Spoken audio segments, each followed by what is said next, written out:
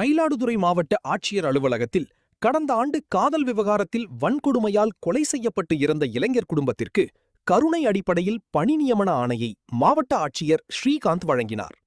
மயிலாடுதுறை மாவட்ட ஆட்சியர் அலுவலக கூட்ட அரங்கில் பொதுமக்கள் குறைதீர்க்கும் நாள் கூட்டம் ஆட்சியர் எஸ் ஸ்ரீகாந்த் தலைமையில் நடைபெற்றது. இதில் மாவட்டத்தின் பல்வேறு கிராமங்களில் இருந்து பொதுமக்கள் இலவச வீட்டுமனை பட்டா, பட்டா மாறுதல், ஆக்கிரமிப்பு அகற்ற வேண்டியும், வேலைவாய்ப்பு, மகளிர் உரிமை தொகை, முதியோர் உதவித்தொகை வழங்கக் கோருதல் என மொத்தம் 127 மனுக்கள் அளித்தனர்.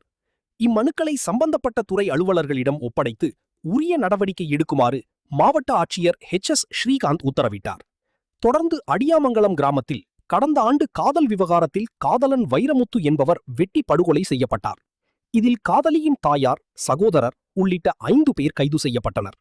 காதலியின் தாயார் மீது வன்கொடுமை தடுப்பு சட்டத்தில் வழக்கு பதிவு செய்யப்பட்டது. இந்நிலையில் வன்கொடுமையால் பாதிக்கப்பட்டு உயிரிழந்த வைரமுத்துவின் சகோதரி குழல்வாய்மொழிக்கு வாரிசு அடிப்படையில் ஆதிதிராவிடர் மற்றும் பழங்குடியினர் நலத்துறை சார்பில் மாவட்ட பிற்படுத்தப்பட்டோர் மற்றும் சிறுபான்மையினர் நலத்துறையில் பணியாற்ற கருணை அடிப்படையில் பணி நியமன ஆணையை மாவட்ட ஆட்சியர் எஸ் ஸ்ரீகாந்த் இன்று வழங்கினார். அப்போது நேர்முக உதவியாளர் பொது முத்துவடிவேல், மாவட்ட ஆதிதிராவிடர் நலத்துறை அலுவலர் மலைமகள், மாவட்ட ஆட்சியர் அலுவலக மேலாளர் ஹரிதரன் மற்றும் அனைத்து துறை அலுவலர்கள் கலந்து கொண்டனர்.